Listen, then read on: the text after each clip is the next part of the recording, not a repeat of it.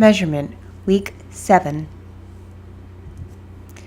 This lecture will discuss an overview of the importance of measurement for an organization, either in the nonprofit or the public sector, and then we'll have a review of the measurement tools. So when we're looking at measurement, why is it so important? Well, we need to know where we need to get to in order to know how well we're progressing on getting there. So in order to do that, we have to define up front how our use of any technologies should be defined and what the purpose is for adopting any of them. So this would be your website, it could be a database, it could be any of the social media tools. Whenever you're looking at using a new technology, there needs to be a purpose for its use, and that purpose has to line directly up with how you're going to measure whether or not it's working. So this measurement also provides a plan. So you'll get incremental benchmarks along the way to know if you have to adjust the adoption or the utilization of any of your technology mediums. You also need to match the desired results with the medium that you're measuring. So you have to make sure that you're measuring the right thing. You'll note this a little bit more when we go into the indexes. So the measurement is really important, but when you're measuring, you also have to make sure that you're measuring the right thing, and that thing that you're measuring is directly related, again, back to the purpose of its original adoption. Measurement also provides data, and this data helps you get grants, support among political officials or nonprofit boards. Data is key for being able to defend and support the story that you're telling and why you are successful. Finally, measurement is important for evaluation. So this isn't only evaluation of the use of these tools, but it's also evaluation for the organization as a whole.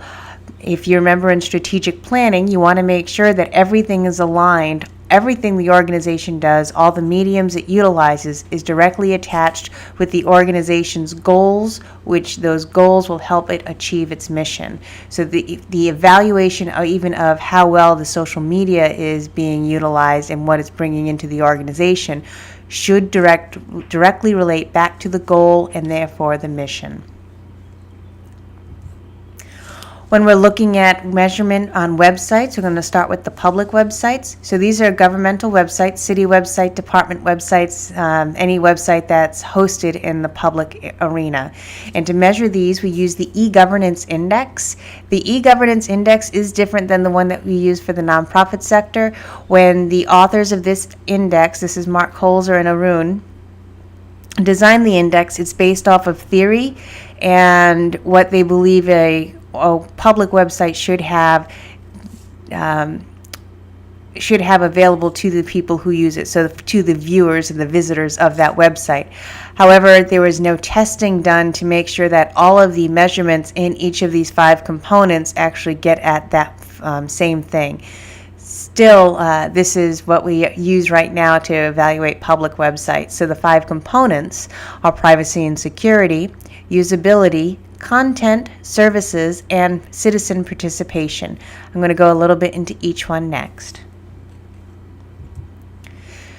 So Holzer and Arun note that privacy and security is important for nonprofit websites, and some of the measurements they use, so some of the indicators as to whether the website actually does have some privacy and security, or whether there are privacy policies posted, authentication of the site to make sure that's really the site, encryption of the data that you put in. So if you're putting in some rather personal information, think about renewing your license online.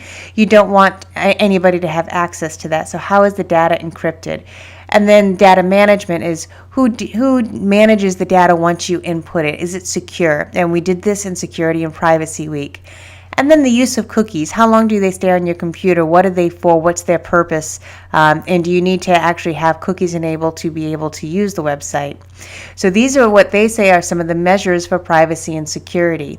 Again, there has been no what's called exploratory factor analysis to make sure that these 5 areas are all getting at privacy and security. However, logically, one would think that they do, so we're not going to worry about that. The next measurement or component is usability. And when we're talking about usability, we're talking about how user-friendly is the website. So we're looking at the website's design. If you've gone to a website that has a lot of flashing lights and numbers and spinning objects on it, it ends up being very distractive for the visitor to that site. So they look at the design of the website, the branding within the website, so how consistent is it with each different page of a website. Remember, when you come into a website, that means you're just typing in the www.us.gov, let's say a basic general website. That is the home page. That's the one that one would land on. However, you need to also think in a way that when you do a Google search, you will actually end up being linked to a page within the website. So more people are getting into your website off of the home page, so into one of your subpages. So this branding helps to make sure that there is consistency among all the different pages within the website. And your targeted audiences help you navigate that website on each page within the website. And length of home page, we've all gone to remember the old websites where you just continually scroll down and down and down, and there's just so much information on that one page that none of it is clear or user-friendly. So the shorter the length of the home page, the better. Again, targeted audiences, so if you are a visitor to this site, the information that you would most likely be looking for can be found through those links. Then links within the website as well as to other websites that would be helpful for the user. And then search capabilities of the site. Is there a search function? Can you find information within the site, and how easy is that? How detailed is that search? All of these components together get at the usability of the site. Next is content. And when we're looking at content, we're looking to access to current information. We've all gone to websites before where we can't find any current information. We've also gone to websites where we can't find any previous information. So there's no archives. So these are public documents. How well does the government website provide public documents that you may be looking for and you may need, as well as reports put out by that specific agency or that unit of government, and publications, as well as some multimedia materials. And the multimedia materials are used to relay information in a more dynamic and user-friendly type way. So these are all the different ways that we measure the content within a website of a public organization. When we're looking at the service component of e-governance, we're looking at transaction services. If you think back to the development and the use of online technologies by government organizations, we want to move from an information provider to a platform where people can engage with their government. And at the very basic level, that engagement is transactions. So this would be renewing your license online, possibly filing some reports or forms that you need to possibly get a building permit or a code variance or anything such as that. So these are transaction services, so the individual does not have to go to a physical building. It reduces the cost for government and it increases the convenience for the individual. Services are also measured through citizen, business, and government interactions. So how many linkages are there between all of these entities in relation to searching for one topic? Can they interact with each other on these websites? Finally, there is citizen participation, and if you remember, this is that final stage of e-governance, that joined-up governance where citizens are participating and helping in the actual governing. So do public websites allow for online citizen engagement and policy deliberation? Can there be some thoughtful commentary from citizens between each other as well as with government? And are there citizen-based performance measurement for things that the government does as well as the website itself? So this would help to encapsulate citizen participation, or that last stage of e-governance development. Using all those tools and measuring websites first from throughout the world, they've done they've measured websites throughout the major countries throughout the world, and then they've also done the U.S. as well as the two largest cities within each of the 50 states.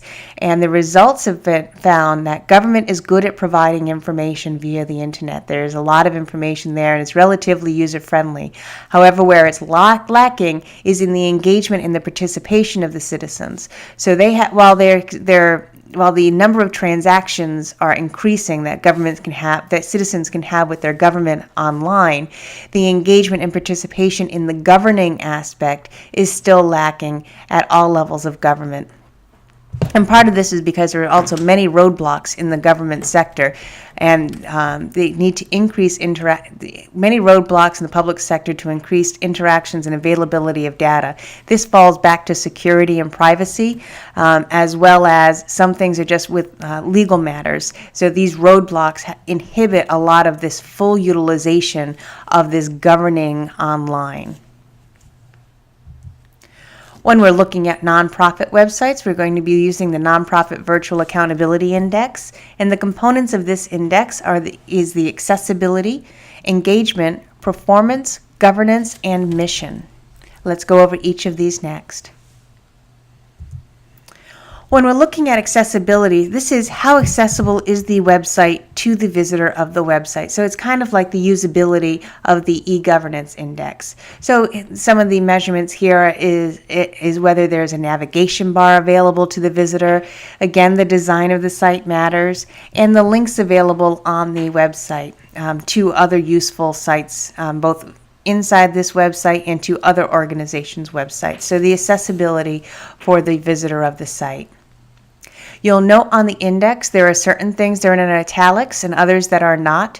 Those that are not in italics are the things that are what we call load onto the accessibility factor. It means that there is a high correlation between the items that are not italicized.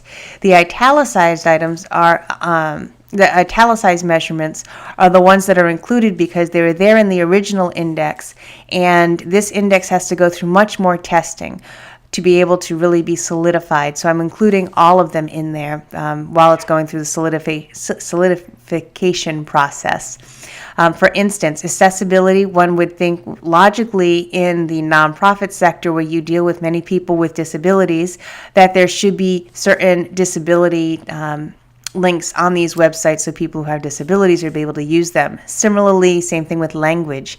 If you are nonprofits who are dealing with minority populations who maybe have English as a second language and can easily understand and comprehend information provided to them in their native language, is the site available in that language? When I tested all of those and they did not load onto the accessibility component. However, they didn't load anywhere. And part of that is the time that I did this study. The data is from 2008, I believe. And so that means that it's rather old and much has happened since then. So we need to use all of these measurements to be able to, again, strengthen the index. The next component for nonprofit virtual accountability is engagement. So the things that loaded on the engagement component are site updates. How often or when was the last time the website was updated? Is that noted? Newsletters, use of multimedia, Donate Now button. Every nonprofit seems to want to have one of those available, often before they ever have any performance measures or outcome measures available. We'll get to that in a second. A blog, social networking sites, and engagement in the Nonprofit Virtual Accountability Index. Those social networking sites are noted by the number of social networking sites. You then go into each of those social networking sites to analyze its use of Facebook, Twitter, and whatnot. And then again, a search function. Is the site easily engaged? And you find that information. These are the ones that loaded. Again, this data is old and website's design has drastically changed, and I'm slowly getting into trying to get a newer data set with more recent dynamic websites where I can then retest the index. The next component is performance. So this is the how well the organization presents how well it's doing. So this underperformance, the measurements that loaded were annual reports, financial documents, and performance results. This is very basic stuff. Again, if you look at your index, any of the ones that are in italics are the ones that did not load, but under theory and prior research, those should be falling under performance. The next component is governance. And so the governance, these measures include the board of directors, the summary of the minutes. So it doesn't have to be the full noted minutes of the meetings, but just a summary as to where they think the organization is going and what they'd like to look at. The organization's bylaws, how is it governed? How long do the people who sit on the board of directors, how long is their term, who answers to who, how are they chosen, all of that stuff is in the bylaws. And so does a potential donor or does a potential client have access to these bylaws through the website? And then finally, members of the board, who is on your board of directors? And is there a little bit of a biography about them, since they are the ones who are governing, setting policy for this organization on the whole? And the final component is the mission. So this is how it is achieving its mission. So this is the strategic plan, the organization's strategic plan, as well as its employee directory, performance measures. So the performance measures different from performance outcomes. This is how you would measure whether something is working or not. So this is more within the process. It's not the end of the process. This is the middle of the process. And then the mission statement. So do all of these things align? Again, these are the measurements that loaded on the mission component. There are others if you look at the index. The results when this index was tested was that nonprofit websites are accessible and provide information on the mission. None of them were completely outstanding and stellar, but in general, they're accessible and they provide information about their mission. However, they lack in engagement and governance information, and even more lacking was performance measures. They were almost non-existent. If you think back to performance measures was indicating how well you were doing what you're doing. And again, they're almost non-existent. While they have donate now buttons, they're asking for money, they're not indicating why one should invest in this organization, because we are so good at this and this is how we measure it. So this was an interesting finding. The final index that we have is the social media index, and this one will be used for both public and nonprofit organizations. When an organization decides to utilize Facebook or get a Twitter account, start a YouTube channel, there has to be a reason. And again, those reasons have to align with helping the organization achieve its goals, which helps it achieve its mission. And there has to be measurement within there. This is behind the scenes. This is something you won't see going to these social media sites. So on the social media index, we analyze different mediums. We analyze Facebook, Twitter, the blog, and YouTube. There are many more mediums than this in the social media realm. However, these are the most used, and even your blog is blogs are starting to sway a little bit. However, they're still very useful for many organizations. They're far more dynamic than the website. Websites tend to be a little bit more static. Blogs a little bit more dynamic, not as dynamic as Facebook, and definitely not as dynamic as Twitter. YouTube provides, having a YouTube channel, you're able to provide much information and visual stimulation for visitors to your website and your YouTube channel to be able to tell your story. And so how well are all of these mediums being utilized? If you see that index, you'll see some of the indicators, some of the key indicators on how people measure whether YouTube, Facebook, Twitter, or their use of the blog is working. Some of the results that I've had when looking at social media and organizations, remember I've mainly focused on it with nonprofits. So nonprofits primarily use social media as a push medium, meaning that they are pushing out information. They're not trying to take in information through these mediums from their stakeholders. Social media is mainly viewed as a marketing tool by these organizations, and I have found that a nonprofit's use of information communication technologies align with how useful the leadership perceives those mediums being in helping to achieve the organization's goals. So in other words, does the use of these mediums align with where the nonprofit leader wants the organization to go? If so, they're more likely to be adopted. If not, they're less likely to be adopted. So a quick little recap.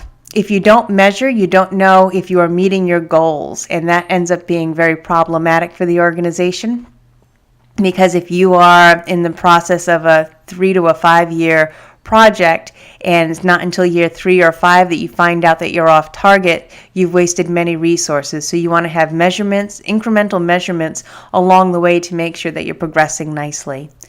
Public websites are primary push mediums with increasing use of transactional functions, so more and more government is allowing citizens to do more via the website for reduced cost purposes. However, there's still many roadblocks in place because of legal aspects and security and privacy. So government will never be completely online, but they are trying to increasingly use transaction functions for citizens. Nonprofit websites are easily accessible, but again, they lack key performance measures. And now in today's day and age, when we're looking at our return on investment and whether we want to invest in these organizations, those performance measures can go a long way. Finally, social media is primarily seen as a marketing tool, although government at the federal level is adopting it for citizen engagement. And this is what Murgel gets into.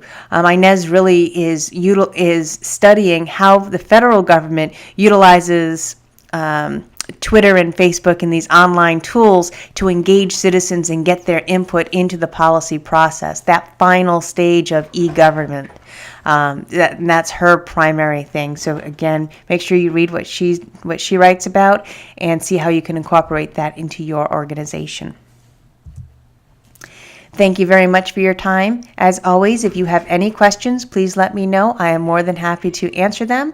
And if not, I hope you have a fabulous day. Thank you.